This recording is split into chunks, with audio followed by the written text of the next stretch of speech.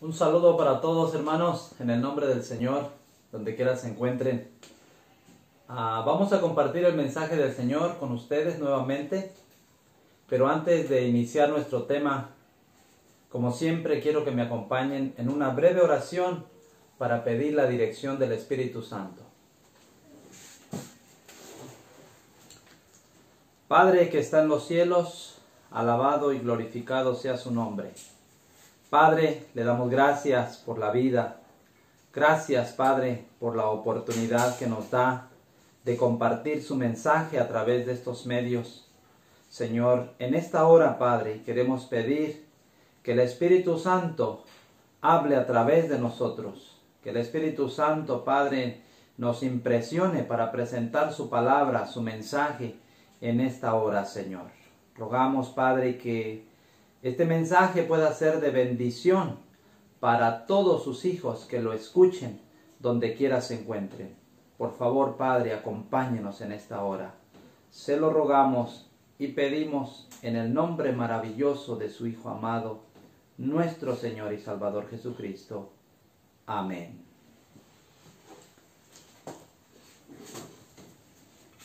Muy bien, hermanos, nuestro tema de hoy tiene como título La llamada a la hora 11. Hoy, hermanos, vamos a hablar de una de las tantas parábolas del Señor Jesús. Y esta parábola de la llamada a la hora 11, o los obreros llamados a la hora 11, la encontramos en el libro de Mateo capítulo 20. Este tema, hermanos, es un tema muy conocido por varios de nuestros hermanos o dentro de la Iglesia Adventista del Séptimo Día. Es un tema que trata de los obreros contratados y enviados a trabajar. Normalmente, hermanos, se entiende que este tema tiene que ver con el tema de la gracia, ¿sí? Que los obreros son contratados y al final del día cada uno recibe su salario, su pago, ¿sí? Sin embargo, hermanos, en esta ocasión vamos a profundizar, vamos a ahondar más en el estudio de esta parábola y vamos a descubrir, hermanos, que hay muchas, pero muchas más verdades importantísimas en esta parábola. Y quiero comenzar leyendo una cita del Espíritu de Profecía, hermanos, en el libro Palabras de Vida del Gran Maestro, la página 81, hablando acerca de las parábolas, de las palabras del Señor Jesús. Dice aquí el Espíritu de Profecía, hermanos, página 81 de Palabras de Vida, dice: Cristo es la verdad. Sus palabras son verdad y tienen un significado más profundo de lo que aparentan tener en la superficie. Todos los dichos de Cristo tienen un significado que sobrepuja su modesta apariencia. Las mentes avivadas por el Espíritu Santo discernirán el valor de esos dichos. Hallarán las preciosas gemas de verdad, aun cuando sean tesoros escondidos. Qué maravilloso, hermanos, lo que dice el Espíritu de Profecía en esta cita. Las palabras del Señor Jesús tienen un significado más profundo de lo que aparentan tener en la superficie. Las mentes avivadas por el Espíritu Santo sacarán las verdades inspiradas, reveladas a través del Espíritu Santo. Y en esta ocasión, hermanos, vamos a comprobar que esto es verdad. Lo que aparentemente parece algo sencillo en las parábolas del Señor Jesús, vamos a ver que ahí en esas parábolas se encuentran verdades maravillosas para nuestro tiempo, hermanos. Y en esta ocasión vamos a estudiar este tema que lo encontramos en Mateo capítulo 20. Vamos a leer de los versículos 1 al 8. Dice así la palabra del Señor, hermanos. Mateo 20, 1 al 8. Porque el reino de los cielos es semejante a un hombre, padre de familia, que salió por la mañana a contratar obreros para su viña. Y habiendo convenido con los obreros en un denario al día, los envió a su viña. Saliendo cerca de la hora tercera del día, vio a otros que estaban en la plaza desocupados. Y les dijo: Id también vosotros a mi viña, y yo os daré lo que sea justo. Y ellos fueron. Salió otra vez cerca de las horas sexta y novena, e hizo lo mismo. Y saliendo cerca de la hora undécima, halló a otros que estaban desocupados, y les dijo: ¿Por qué estáis aquí todo el día desocupados? Le dijeron: porque nadie nos ha contratado. Él les dijo: Id también vosotros a la viña y recibiréis lo que sea justo. Cuando llegó la noche, el señor de la viña dijo a su mayordomo: llama a los obreros y págales el jornal, comenzando desde los postreros hasta los primeros. Qué interesante, hermanos, qué interesante esta parábola de los obreros enviados a la viña. En esta ocasión, hermanos, para comprender mejor nuestro tema, igual tenemos una ilustración para ayudarnos, para poder comprender mejor. Esto que ustedes ven aquí, hermanos, hoy en nuestro cartel, es un reloj, sí, pero no es un reloj como los que comúnmente nosotros usamos. Este es un reloj de los tiempos bíblicos, ¿sí? O sea que el tiempo en este reloj se regula un poco diferente, o mucho, a los relojes modernos, ¿sí? Yo voy a explicarles, hermanos, porque la parábola de los obreros enviados a la viña está basada en un reloj como este, ¿sí? Normalmente en tiempos antiguos, tiempos bíblicos, hermanos, el tiempo se regulaba a través del sol, ¿sí? Nosotros sabemos que un día lo componen 24 horas y es lo que tenemos aquí. 12 horas de día y 12 horas de noche, 24 horas. ¿Sí? Aquí lo tenemos en este reloj. La parte clara es el día y esta parte oscura acá es la parte de la noche. ¿Sí? Como ya lo dije, hermanos, que la manecilla de este reloj era el sol. ¿Sí? ¿Cómo se regulaba el tiempo? Bueno, ahora voy a explicarles cómo es que se medía o se regulaba el tiempo en este reloj. Solo quiero traer ante ustedes un punto muy importante, hermanos.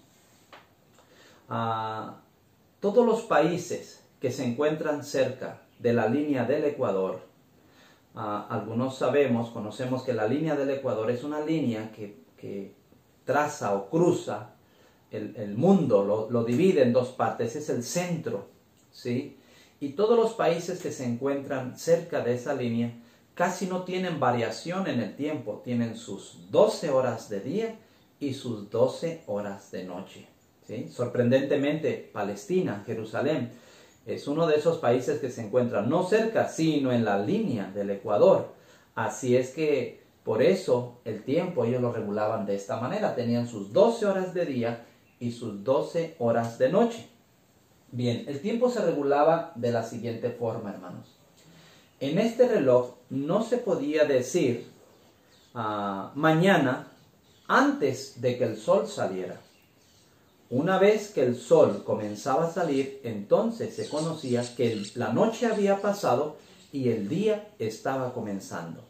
Así que al empezar a salir el sol muy por la mañana, una hora después de que el sol había salido le llamaban la primera hora del día.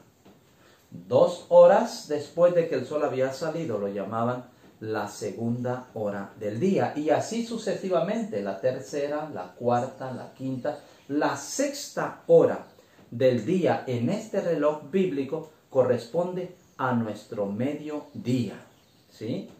Las 12 en nuestro reloj moderno, pero en el reloj bíblico es la hora sexta, ¿sí? Y de ahí viene la hora séptima, octava, novena, décima, undécima y duodécima, ¿sí? Terminando finalmente el día. Pero el sol era la manecilla de este reloj antiguo, hermanos. Así es como se regulaba el tiempo en este reloj. Ahora, conociendo, hermanos, este reloj, podemos nosotros comprender varias horas que la Biblia menciona, varios eventos y que la Biblia da a qué hora ocurrieron.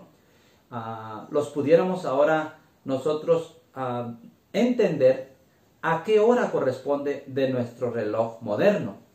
Por ejemplo, nosotros encontramos en Marcos 15:25 que el Señor Jesús fue crucificado a la hora tercera. Dice, era la hora de las 3 cuando le crucificaron, la hora tercera del día. Bueno, esta es la hora en la cual el Señor Jesús fue crucificado, la hora tercera del día, que corresponde a las 9 de la mañana en nuestro reloj, ¿sí? Después, si seguimos el relato de la crucifixión, dice que hubo tinieblas desde la hora sexta hasta la hora novena. Eso quiere decir, desde las 12 del día hasta las 3 de la tarde hubo tinieblas, ¿sí? En nuestro tiempo moderno. Pero en el reloj antiguo, hora sexta a la hora novena.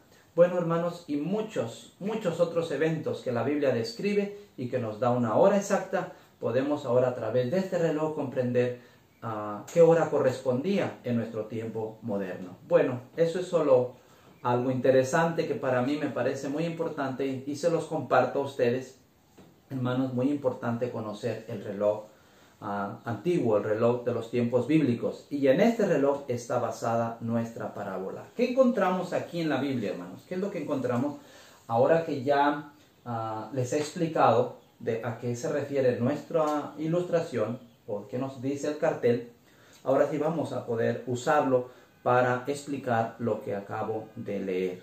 Normalmente, hermanos, el trabajo en la viña, en el campo, se hace de día. Así es que la parábola está basada en la parte clara de este reloj. Dice la Biblia que el padre de familia salió muy por la mañana. ¿Okay? Ya dijimos, no se podía decir mañana mientras el sol no saliera. Así es que comenzaba a salir el sol y entonces este padre de familia salió para contratar los primeros obreros. Fueron contratados muy por la mañana, el primer grupo, ¿sí? Aquí. Después dice que salió a la hora tercera, ¿sí? Y contrató el segundo grupo, ¿sí? A la hora tercera. Eso lo dice el versículo 3. El versículo 5 dice que salió a la hora sexta y a la hora novena, ¿sí?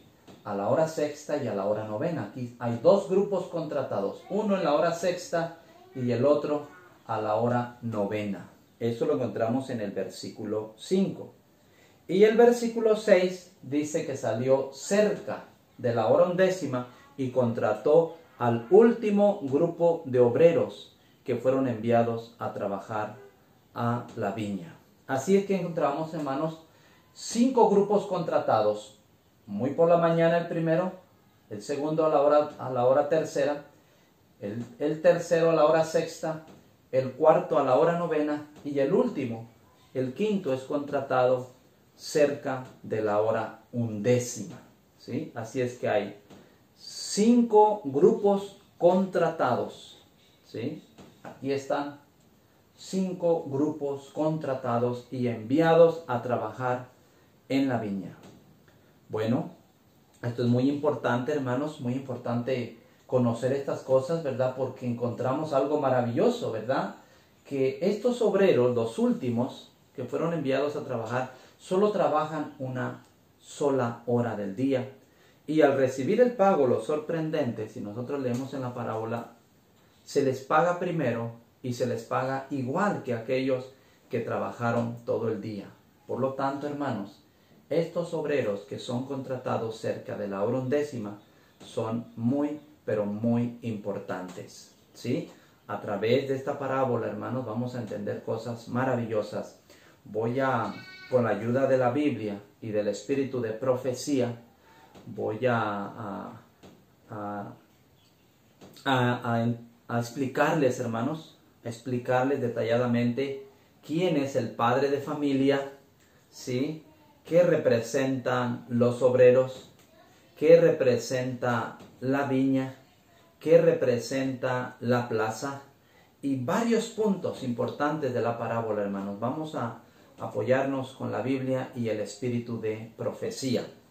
Bien, vamos a empezar, hermanos, con el padre de familia. Y para eso voy a ir a Palabras de Vida del Gran Maestro en la página 327, que dice así, hermanos, aquí: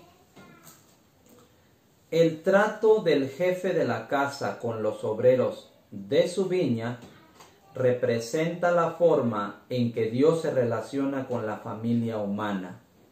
Dicho trato es contrario a las costumbres que prevalecen entre los hombres.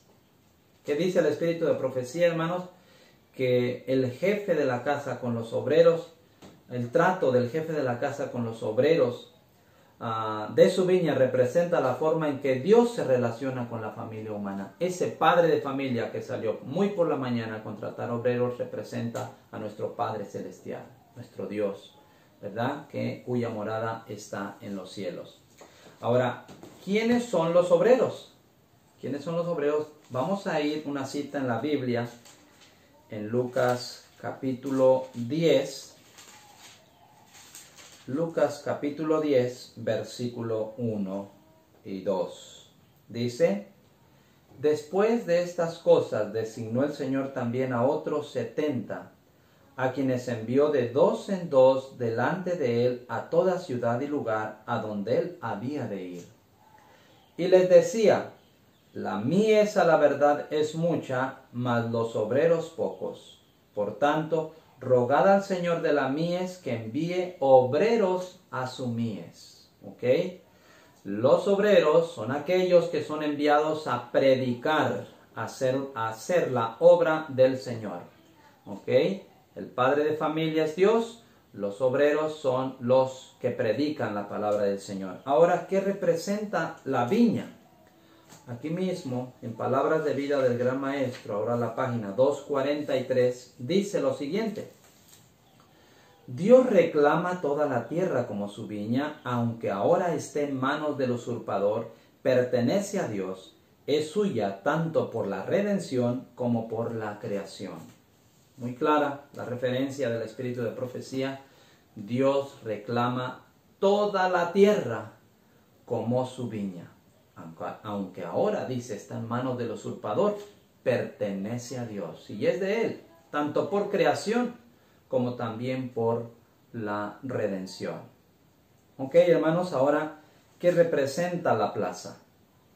Bueno, vamos a usar una cita ahora en el libro Testimonios para la Iglesia, tomo 5, página 189. Testimonios para la Iglesia, tomo 5, página 189. Está hablando acerca del versículo 6 de Mateo 20, que dice: y saliendo cerca de la hora 11, halló a otros que estaban desocupados y les dijo: ¿por qué estáis aquí todo el día desocupados? ¿Ok? Dice el espíritu de profecía: las siguientes palabras de Cristo se aplican a la iglesia. ¿Por qué estáis todo el día desocupados? ¿Por qué no estáis ocupados en alguna tarea dentro de la viña? Vez tras vez, Él os ha rogado, y también vosotros a la viña, y lo que sea justo, eso recibiréis. Pero este gentil llamado del cielo ha sido descuidado por la gran mayoría. Hermanos, si ustedes notan, cada vez que el padre de familia sale y hace este llamado, encuentra a los obreros en la plaza desocupados. Y dice el espíritu de profecía que esas palabras se aplican a la iglesia. Hermanos, la parábola tiene que ver con la predicación del evangelio. ¿Por qué? Porque el Padre es nuestro Dios que contrata obreros, predicadores, para enviarlos al mundo a llevar un mensaje de salvación. Así es que esta parábola, hermanos, quiero decirles que nos muestra la historia del Evangelio desde su comienzo hasta su final, revelado en estas 5 llamadas que vemos aquí en el reloj parabólico. Recuerden, la historia del Evangelio desde su comienzo hasta su final. Hay 5 grupos contratados, 5 grandes movimientos levantados por el Señor y enviados a hacer una obra especial en el mundo, ¿sí? Y también, hermanos, quiero decirles que no solo hay 5 grupos contratados, vamos a ver que hay 5 mensajes, 5 verdades importantísimas, hermanos, que el Señor le ha dado a su pueblo, a su iglesia, en todo tiempo, para que ellos lo lleven a predicar al mundo. También, hermanos, quiero decirles que así como hay 5 movimientos, 5 mensajes, también hay 5 mensajeros que Dios ha levantado para darles ese mensaje y ellos lo den a su pueblo y entonces finalmente el mensaje vaya al mundo.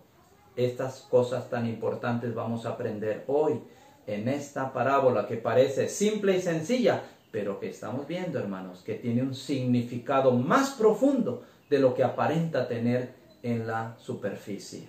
Ahora sí, vamos a ver, hermanos, quiénes fueron los obreros que fueron contratados muy por la mañana.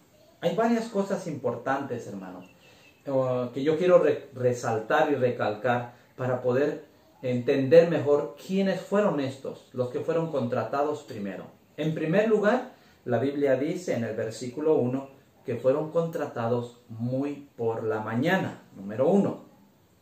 Número 2, el versículo 2 dice, y habiendo convenido con ellos. O sea, yo quiero decirles, hermanos, que fue con estos obreros que fueron llamados muy por la mañana, con los únicos con los cuales el padre de familia hizo un convenio, hizo un pacto de cuánto les iba a pagar por su trabajo. Si ustedes leen cuidadosamente toda la parábola, van a encontrar que a los demás grupos solo se les decía, vayan a la viña y se les dará lo que fuere justo. Fue solamente con estos con los cuales hubo un pacto. Y esto es muy importante, hermanos, muy importante, porque nos va a mostrar claramente quiénes fueron los primeros obreros enviados a la viña del Señor. Ahora sí, vamos a, primeramente, hermanos, yo quiero que vayamos a la Biblia para ver con qué pueblo el Señor hizo un pacto. Y vamos a ir en la Biblia en Salmo 105. Y aquí dice algo muy interesante, muy importante. Habla de un pueblo con el cual Dios hizo un pacto en la antigüedad. Salmo 105, versículos 8 al 11. Escuchen lo que dice la Biblia, hermanos. Se acordó para siempre de su pacto, de la palabra que mandó para 1000 generaciones, la cual concertó con Abraham, y de su juramento a Isaac. La estableció a Jacob por decreto y a Israel por pacto sempiterno, diciendo, a ti te daré la tierra de Canaán como porción de vuestra heredad. Hermanos, el pacto que Dios hizo con Abraham, el cual él no heredó, él lo pasó a Isaac su hijo, Isaac lo pasó a Jacob y Jacob lo pasó a sus descendientes, a Israel. Ese pacto, hermanos, que Dios hizo fue con este pueblo fue que Él les daría la tierra de Canaán por heredad, ¿sí? Ahora bien, podemos ir ya entendiendo mejor, hermanos, quiénes fueron estos obreros que fueron contratados por el Señor y fueron comisionados para ir y llevar un mensaje especial para todo el mundo. Bueno, vamos a ver, hermanos, otra cita importante que está en el libro Conflicto de los Siglos para explicar por qué dice la Biblia que fueron llamados muy por la mañana. Ya dijimos, hermanos, acuérdense que la manecilla de este reloj era el sol.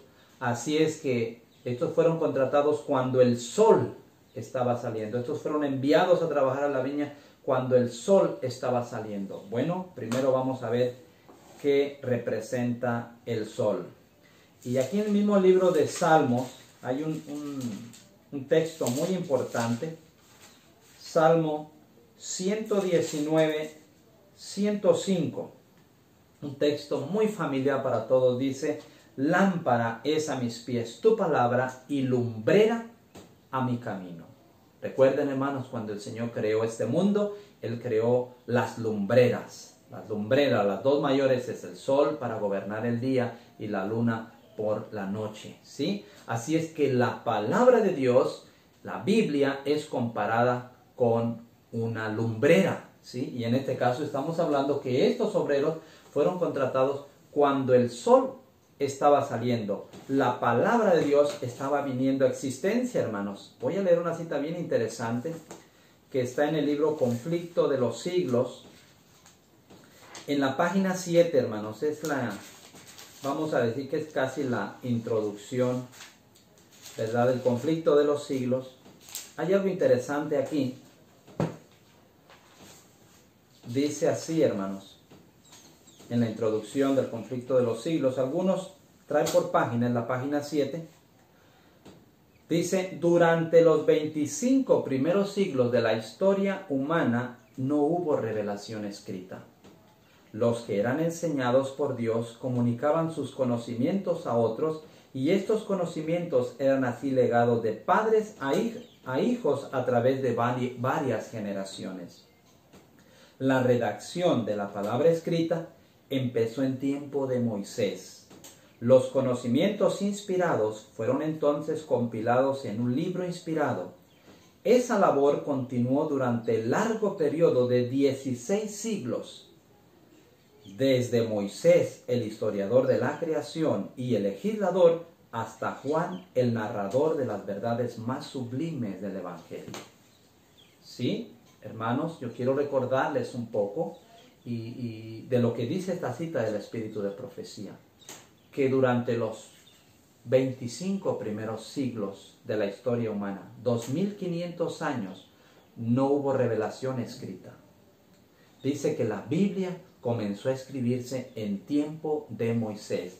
¿Es coincidencia? Nada ocurre por coincidencia accidental, hermanos. Todas las cosas que están en la Biblia, en las parábolas del Señor Jesús, recuerden, tienen un significado más profundo de lo que aparentan tener en la superficie. No fue casualidad que estos obreros hayan sido enviados o contratados y enviados a la viña justo cuando el sol estaba saliendo, y estamos hablando del Israel antiguo, ¿sí? Del Israel antiguo. Entonces, ellos fueron comisionados con esta obra tan importante, hermanos, justo cuando la Biblia se comenzó a escribir en tiempos de Moisés. Vamos a leer una cita en Ageo, hermanos, para confirmar bien que fue en ese tiempo cuando el pueblo de Israel fue comisionado con un mensaje, el tiempo cuando la Biblia comenzó a escribirse. Vamos a ir a nuestras Biblias en el libro de Ageo. Dice aquí, hermanos, Ageo capítulo 2, versículo 5. Dice así mi Biblia: según el pacto, recuerden, fue con estos obreros con los cuales hizo un pacto, según el pacto que hice con vosotros cuando salisteis de Egipto, así mi espíritu estará en medio de vosotros, no temáis. El pacto el Señor lo hizo a Abraham, no lo heredó. El pacto ahora el Señor lo renueva cuando ellos están saliendo de Egipto a través de Moisés, cuando la Biblia comienza a escribirse, cuando este gran sol espiritual, esta gran luz espiritual está viniendo a existencia, la palabra de Dios. Según Ageo capítulo 2 versículo 5 nos aclara esto. Pero si aún hay duda, hermanos, miren, quiero leer otra cita. Esta está en Palabras de Vida del Gran Maestro, en la página 330 y 331. Dice lo siguiente, hermanos, aquí el Espíritu de Profecía respecto a estos obreros. Los judíos habían sido llamados primero a la viña del Señor. y por causa de eso eran orgullosos y justos en su propia opinión. Consideraban que sus largos años de servicio los hacían merecedores de una recompensa mayor que los demás. No los exasperaban más que una insinuación de que los gentiles habían de ser admitidos con iguales privilegios que ellos en las cosas de Dios. Mire, muy importante, hermano, dice, los judíos habían sido los primeros llamados a la viña del Señor. Y dice que ellos consideraban que sus largos años de servicio, porque su llamado, hermanos, ya vimos desde dónde viene, desde el momento cuando el Señor los está sacando de Egipto para llevarlos a heredar ese pacto, la tierra prometida. Cuando en ese mismo tiempo la palabra del Señor comenzó a escribirse y ahora aparecer en pergaminos o en un documento, como queramos llamarlo, lo conocemos hoy nosotros, pero la Biblia ahora se comenzó a escribir en tiempo de Moisés, cuando el pueblo de Israel estaba saliendo de Egipto. Por eso los judíos, al tiempo del Señor Jesús, ellos se creían únicos, porque consideraban que todos esos años de servicio, ellos creían que por esos años largos de servicio eran ellos mayores que los demás. No podían admitir a otros con los mismos privilegios que ellos. Así es como ellos se sentían, ¿verdad? Solo esta cita la leí, hermanos, para confirmar que realmente el Israel antiguo fueron los primeros contratados y enviados a la viña. Ahora, hermanos, ¿cuál fue el mensaje que Dios les dio a este pueblo? ¿Cuál fue el mensaje? Miren, hermanos, vamos a ir a Éxodo. Éxodo capítulo 25, versículo 8. Dice la Biblia así, hermanos. Y harán un santuario para mí y habitaré en medio de ellos. Hermanos, el mensaje que Dios le dio al pueblo de Israel para que ellos lo dieran al mundo, porque allá fueron enviados los obreros a la viña, y la viña representa al mundo. El mensaje que el pueblo de Israel antiguo tenían que dar al mundo era el mensaje revelado a través de las ceremonias y los sacrificios, los ritos en el santuario terrenal. En el santuario que Dios le mandó a Moisés que construyera con indicaciones divinas. En otra ocasión vamos a dar el tema del santuario, ¿sí? A través de todas estas ceremonias y ritos, ese era el mensaje que el pueblo de Israel tenía que dar al mundo. Y lo vamos a comprobar, hermanos. Aquí mismo en el Espíritu de Profecía hay una cita en el libro Profetas y Reyes. Profetas y Reyes, es la página 13 y la página 14. Dice aquí, hermanos, escúchenme atentamente acerca del mensaje que Dios le comisionó a estos obreros que fueron contratados muy por la mañana. Dice: los hijos de Israel debían ocupar todo el territorio que Dios les había señalado. Las naciones que habían rehusado adorar y servir al Dios verdadero debían ser despojadas.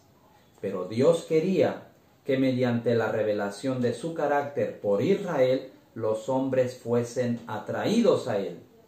La invitación del Evangelio debía ser dada a todo el mundo por la enseñanza del sistema de sacrificios. Cristo debía ser ensalzado ante las naciones y habrían de vivir todos los que mirasen a Él. Se unirían con el pueblo escogido todos los que, como Rahab la cananea y Ruth la moabita, se apartaran de la idolatría para adorar al Dios verdadero. A medida que aumentase el número de los israelitas, debían ensanchar sus términos hasta que su reino abarcase el mundo entero. Es clarísimo, hermanos, clarísimo. Dios llama a este movimiento, el pueblo de Israel antiguo, les da un mensaje y entonces los envía con ese mensaje al mundo. ¿Cuál era? Todo lo relacionado con el santuario, hermanos. ¿Sí? El Señor Jesús dice que quería ser exaltado ante las naciones. Este era el mensaje que Dios le dio, y muy importante lo que quiero decir, hermanos, que cada mensaje, cada verdad que el Señor le da a cada grupo contratado, es una verdad que hasta ese momento es nueva, no se conocía. Esto es muy importante, hermanos. Todo lo relacionado con el santuario era algo nuevo. Aunque hacían el sacrificio del cordero, pero no estaba completo, no estaba relacionado con todo lo que el Señor instruyó a Moisés que tenía que hacerse en el atrio, en el lugar santo y en el lugar santísimo, ¿verdad? De ese santuario que fue construido en el desierto, hermanos. Muy bien, hermanos, la pregunta es ahora, ¿qué fue lo que pasó con estos obreros? ¿Por qué? Porque el padre de familia salió nuevamente y contrató a otros, según nos dice la Biblia.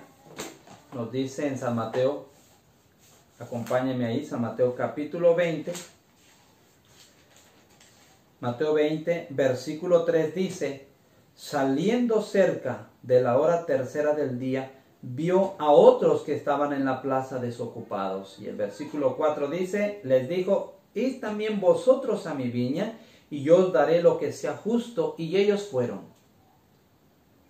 Viene el segundo llamado a la hora tercera, pero la Biblia es bien clara cuando dice que fueron otros, no fueron los mismos. ¿Y qué pasó con estos? ¿Qué pasó con su obra que ellos tenían que hacer? Bien, hermanos, voy a leer dos citas del espíritu de profecía, y espero que nos ayuden. Una es completando aquí en la página 14 del libro Profetas y Reyes. Solamente en la misma página 14 hay una frase que quiero compartir con ustedes acerca de este Israel antiguo, de este pueblo que Dios escogió para hacer una obra importantísima. Dice: pero el Israel antiguo, siguiendo la lectura donde la dejé hace un momento, pero el Israel antiguo no cumplió el propósito de Dios. ¿Ok? Con eso quiero dejarlo. Sigue diciendo mucho el espíritu de profecía. Así es que, hermanos, vemos el Israel antiguo no cumplió el propósito de Dios. Y por esa razón, el padre de familia sale y contrata a otros. ¿Sí? Voy a leer una cita que se encuentra aquí en San Mateo, el capítulo 23, aquí mismo, de San Mateo, capítulo 23, versículos 37 y 38. Dice la palabra del Señor así: Jerusalén, Jerusalén, que matas a los profetas y apedreas a los que te son enviados. ¿Cuántas veces quise juntar a tus hijos como las gallinas juntan sus polluelos debajo de las alas y no quisiste? He aquí vuestra casa os es dejada desierta. Hermanos, llegado el cumplimiento del tiempo, el Hijo de Dios vino a este mundo. Lo que los judíos, el pueblo de Israel antiguo, predicaba a través de todos estos ritos y ceremonias, era la venida del Señor Jesús. Al tiempo que se cumplió el momento de su venida, Él vino. Pero tristemente, hermanos, estos que estaban encargados de predicar la verdad y predicar el Evangelio, de predicarle a Él a través de estos símbolos, no le conocieron, le rechazaron.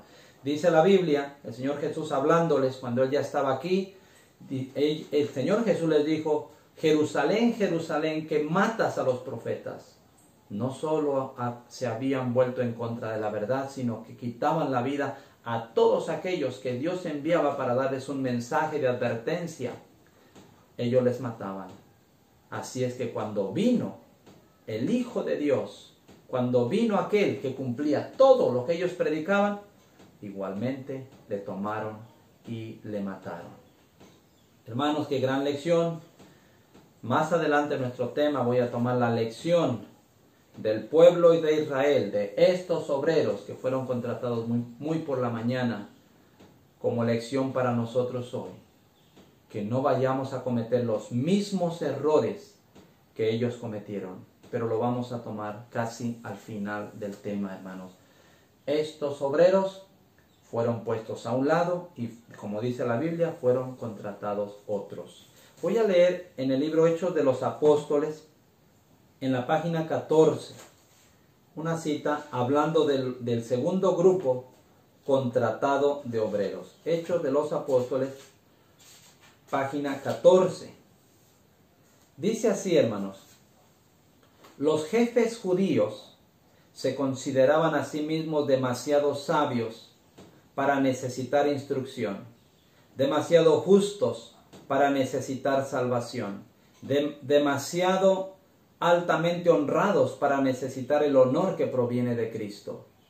El Salvador se apartó de ellos para confiar a otros los privilegios que ellos habían profanado y la obra que habían descuidado. La gloria de Dios debe ser revelada, su palabra afirmada, el reino de Cristo debe establecerse en el mundo, la salvación de Dios debe darse a conocer en las ciudades del desierto, y los discípulos fueron llamados para realizar la obra que los jefes judíos no habían hecho. Esta es clara, esta cita del Espíritu de Profecía, que nos muestra la razón por la cual el padre de familia tuvo que salir y contratar estos obreros, los obreros de la hora tercera. ¿Quiénes fueron? Dice, los discípulos, ¿sí? Los apóstoles.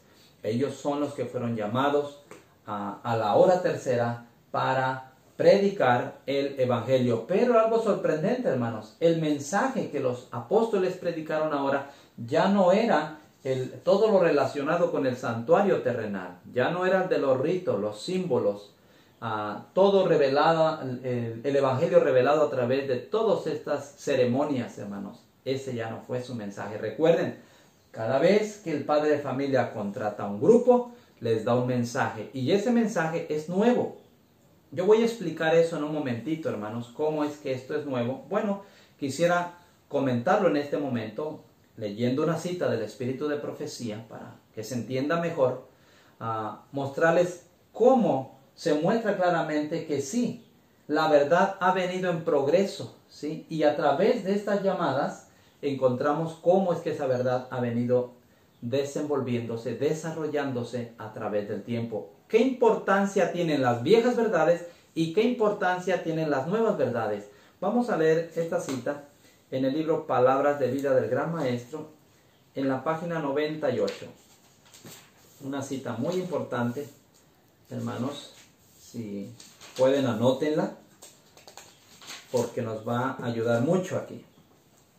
Dice aquí: en cada época hay un nuevo desarrollo de la verdad, un mensaje de Dios al pueblo de esa generación. Las viejas verdades son todas esenciales. La nueva verdad no es independiente de la vieja, sino un desarrollo de ella. Es únicamente comprendiendo las viejas verdades como podemos entender las nuevas. Cuando Cristo deseó revelar a sus discípulos la verdad de su resurrección, comenzó desde Moisés y de todos los profetas y declarábales en todas las escrituras lo que de él decían. Pero es la luz que brilla en el nuevo desarrollo de la verdad la que glorifica lo viejo. Aquel que rechaza o descuida lo nuevo no posee realmente lo viejo. Para él la verdad pierde su poder vital y llega a ser solamente una forma muerta. Hermanos, en cada época hay un nuevo desarrollo de la verdad, un mensaje de Dios al pueblo de esa generación. Pero dice, hermanos, que las viejas verdades son todas esenciales, son importantes las viejas verdades. Dice que la nueva verdad, las nuevas verdades no son independientes de las viejas, ¿sí? Sino que van unidas. Las nuevas verdades solo es un desarrollo de las viejas verdades. Es muy importante esto, hermano. ¿Por qué hago hincapié? Porque es importante que nosotros entendamos esto. En cada generación Dios ha enviado verdades nuevas, pero nos dice que las viejas verdades son importantes. Las nuevas verdades solo son desarrollo de las viejas verdades, hermanos.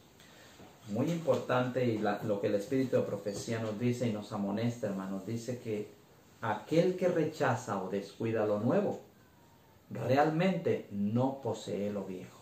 Así es que, hermanos, en esta llamada encontramos otra verdad nueva que estos no conocían. El pueblo de Israel antiguo no conocían ahora la verdad que los apóstoles tienen para predicar al mundo. Pero esa verdad no es independiente de esa. ¿Cuál era la verdad de los apóstoles? Bueno, hermanos, vamos a leer algunos versículos y vamos a ir al libro de Hechos, el capítulo 2. Hechos, capítulo 2, los versículos 14 y 15. Entonces Pedro, poniéndose en pie con los 11, alzó la voz y les habló diciendo: varones judíos y todos los que habitáis en Jerusalén, esto sea notorio y oíd mis palabras, porque estos no están ebrios como vosotros suponéis, puesto que es la hora tercera del día. Mas esto es lo dicho por el profeta Joel: en los postreros días dice Dios, derramaré mi espíritu sobre toda carne, y vuestros hijos y vuestras hijas profetizarán, y vuestros jóvenes verán visiones, y vuestros ancianos soñarán sueños, y de cierto sobre mis siervos y sobre mis siervas en aquellos días derramaré mi espíritu, y profetizarán. Hermanos, en esta parte de la Escritura vemos cómo el poder del Espíritu Santo descendió sobre los apóstoles para capacitarlos para dar el mensaje de salvación en ese tiempo. Y hace énfasis, dice que ese poder descendió siendo la hora tercera del día. La hora tercera en la parábola está muy relacionada con los eventos que ocurrieron justo cuando se hizo esta llamada. Y aquí los quiero traer ahora al capítulo 4, versículos 10 y 11, y al 12, perdón. Hechos capítulo 4, versículos 10 al 12. Dice: sea notario a todos vosotros y a todo el pueblo de Israel, que en el nombre de Jesucristo de Nazaret, a quien vosotros crucificasteis, y a quien Dios resucitó de los muertos, por él este hombre está en vuestra presencia sano. Este Jesús es la piedra reprobada por vosotros los edificadores, la cual ha venido a ser cabeza del ángulo. Y en ninguno otro hay salvación, porque no hay otro nombre bajo el cielo dado a los hombres en que podamos ser salvos. Este era el mensaje que Dios les comisionó a los apóstoles, a los discípulos o a los 120 para que ellos lo proclamaran al mundo. Y acompañados con el poder del Espíritu Santo, ellos cumplieron este trabajo con gran poder, hermanos. Ellos ya no predicaron lo del santuario, ellos predicaron que todo lo que se revelaba a través de estos ritos y ceremonias solo eran sombra del cumplimiento de la venida del Señor Jesús, que se habían cumplido todas las profecías, todos los anuncios que se hicieron a través de los profetas, a través de la venida del Señor Jesús, se habían cumplido. Él había muerto, había resucitado y ahora había ascendido al cielo. No había salvación bajo ningún nombre más solamente por el nombre del Señor Jesús. Ese era el mensaje de los apóstoles. Y por predicar estas verdades, bueno, vemos, ellos tuvieron muchos problemas. Estos que predicaron por tantos años los ritos y las ceremonias, se les hacía que los apóstoles ahora estaban predicando doctrinas nuevas. Y por eso fueron condenados. Bueno, como ya lo he dicho, hermanos, más adelante en nuestro tema voy a hablar de la situación que ocurrió en el tiempo de los apóstoles, porque eso que ocurrió, hermanos, es una amonestación para nosotros los que vivimos en los últimos días de la historia de este mundo. Los apóstoles, los 120, fueron los obreros que fueron llamados a la hora tercera. Esa hora tercera está muy relacionada con la muerte del Señor Jesús. Marcos 15:25 dice que era la hora tercera cuando le crucificaron. Ya lo leí en Hechos capítulo 2, era la hora tercera cuando los apóstoles recibieron el poder del Espíritu Santo también. Bueno, hermanos, nada es casualidad. Todo está relacionado, todo está marcado divinamente, hermanos, para mostrar los acontecimientos que tienen que ocurrir en la historia de este mundo. Bien, hermanos, vamos a ver ¿quiénes fueron los obreros de la hora sexta?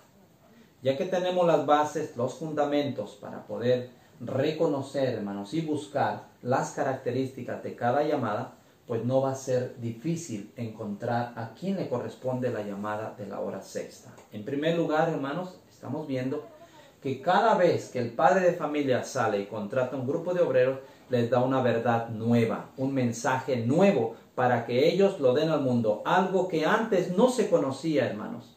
Ahora ya estamos sabidos que las verdades nuevas no son independientes de las viejas, son un desarrollo de ellas mismas.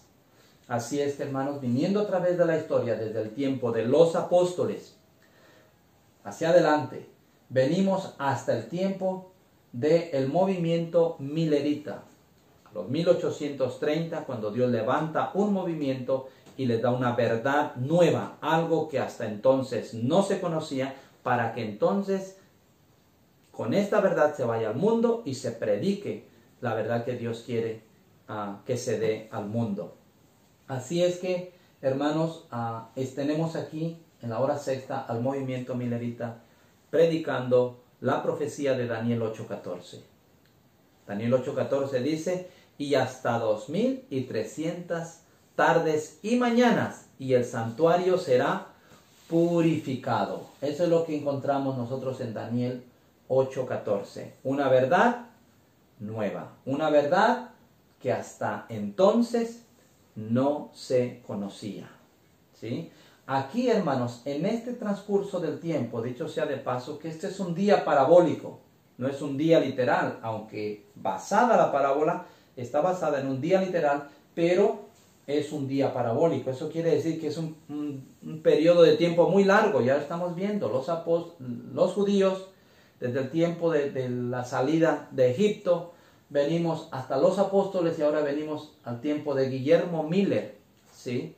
Aquí encontramos, hermanos, en este periodo de tiempo encontramos los reformadores, la Edad Oscura, y en ese tiempo de la Edad Oscura el Señor levantó reformadores, Martín Lutero, Juan Hus, Tyndale, muchos reformadores, los valdenses, el Señor levantó aquí, ¿verdad? Pero a ellos no les corresponde el llamado de la hora sexta, porque ellos solo estaban restaurando las verdades que los apóstoles predicaron, pero que en un tiempo fueron olvidadas esas verdades. Ahora Dios los usó a ellos para restaurar esas verdades viejas. La única verdad nueva es revelada al tiempo de 1830, cuando Dios llama a Guillermo Miller y le encomienda una obra especial, un mensaje para que sea dado a todo el mundo. ¿Qué decía ese mensaje? Hablaba de la profecía de las 2300 tardes y mañanas, que al final de ese periodo el santuario sería purificado. Los mileritas, hermanos, creían que el Señor Jesús vendría en 1844. Era la fecha que ellos habían trazado para el acontecimiento de la purificación del santuario. Ellos estaban correctos en la manera como interpretaron, cómo trazaron el tiempo de partida de esas 2300 tardes y mañanas, que en la profecía son 2300 años. Su comienzo y su final sería en 1844, hermanos. 1844. El acontecimiento es en el cual ellos fallaron. Bueno, ya hablaremos en otras profecías acerca del chasco de 1844, pero tenemos que aceptar que la obra que Dios le encomendó a los mileritas se cumplió. Anunciar que el juicio había de comenzar en 1844. Y eso fue lo que pasó, solo que ellos lo entendían diferente, hermanos. Ahora bien, hermanos, vamos a pasar aquí a la llamada de la hora novena. ¿Quiénes fueron los obreros que fueron llamados a la hora novena? Vamos a Mateo, nuevamente, Mateo capítulo 20, y vamos a leer aquí, hermanos, algo interesante de este llamado, de estos dos grupos de obreros llamados a la hora sexta y a la hora novena. Dice el versículo 5: salió otra vez cerca de las horas sextas y novena e hizo lo mismo. estas llamadas, hermanos, son dos llamadas diferentes, la hora sexta y la hora novena, pero están en el mismo versículo, ¿sí? Esto muestra, hermanos, que no es por casualidad que pareciera ser que están juntas, no son las mismas, son diferentes, pero están en el mismo versículo. Eso nos muestra a nosotros, hermanos, que hay una relación muy estrecha entre la llamada de la hora sexta y la llamada de la hora novena. Entre los obreros de la hora sexta que fueron contratados a la hora sexta y los obreros que son contratados a la hora novena. Y también con su mensaje, ¿sí? Con su verdad que Dios les da para que puedan darla al mundo. Hermanos, sabemos que la obra de los mileritas terminó en el 1844, ¿sí? En ese mismo año comenzó la obra de otro movimiento. Los mileritas recibieron el nombre de adventistas del primer día, ¿sí? Adventistas porque predicaban la venida del Señor Jesús. Del primer día porque todavía a ese tiempo guardaban el domingo como día de reposo. No había sido restaurada esa verdad, ¿sí? Pero algo sorprendente, hermanos, que en ese mismo año que terminan, ellos en ese mismo año comienzan su trabajo, su obra, ¿sí? Ahora bien, trabajadores, algunos que trabajaron aquí en esta obra de los obreros de la hora sexta, entonces vinieron a formar parte de los obreros de la hora novena, ¿sí? Eso lo sabemos a través de la historia denominacional, cómo se muestra que algunos predicadores o algunos que creyeron y predicaron el mensaje de Guillermo Miller vinieron a formar parte del movimiento adventista, ya no del primer día, ahora el movimiento adventista del séptimo día. El llamado de la hora novena corresponde a los adventistas del séptimo día, hermanos. Ahora, ¿qué relación hay en su mensaje? Pues miren, hermanos, que lo que ellos no entendieron,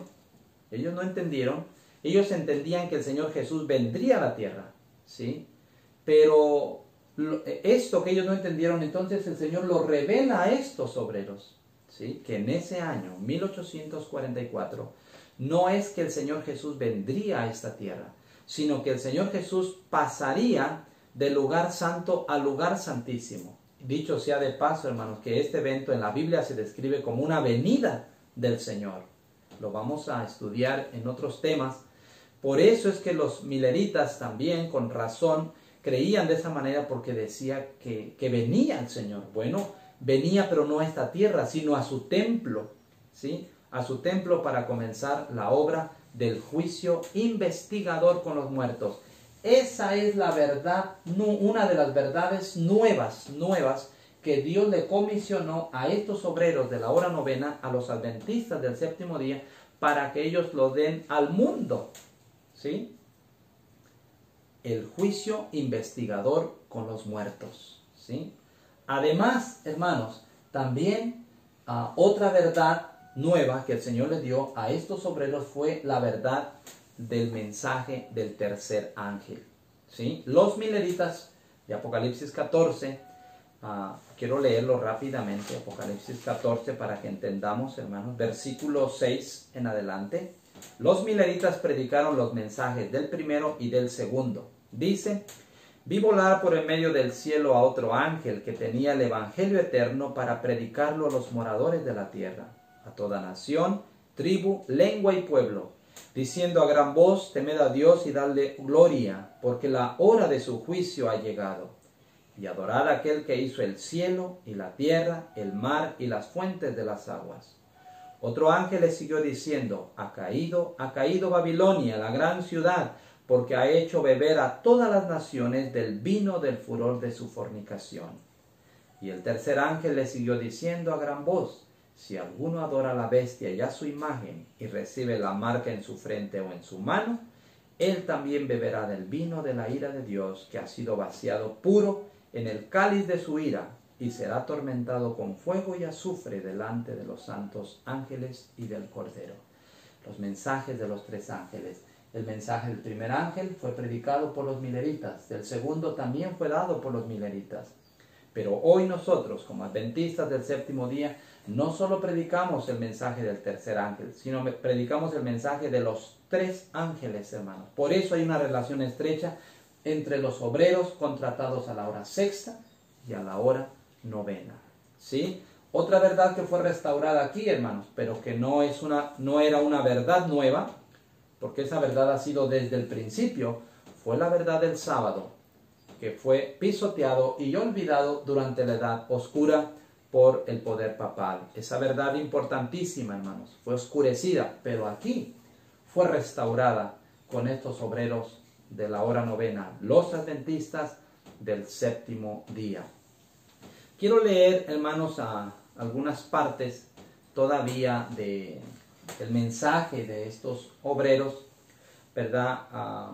Como por ejemplo, aquí, hermanos, en la Biblia, Daniel 8:14, que nos dice hasta 2300 tardes y mañanas y el santuario sería purificado. Ahora, los adventistas del séptimo día no predican y no creen que el Señor Jesús iba a venir a la tierra. No.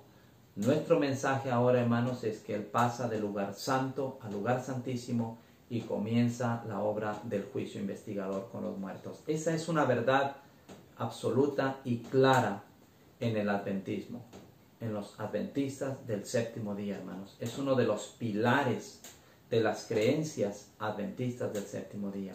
Gracias a Dios, hermanos, que a través del tiempo sus verdades se han ido revelando poco a poco. Lo que para ellos terminó en un chasco, ahora Dios lo aclara a estos obreros. Hermanos, yo quiero decirles que los adventistas del séptimo día, tomando en cuenta algo muy importante en el reloj, es el movimiento, el grupo de obreros que Dios ha levantado para terminar la obra del Evangelio en todo el mundo. ¿Por qué?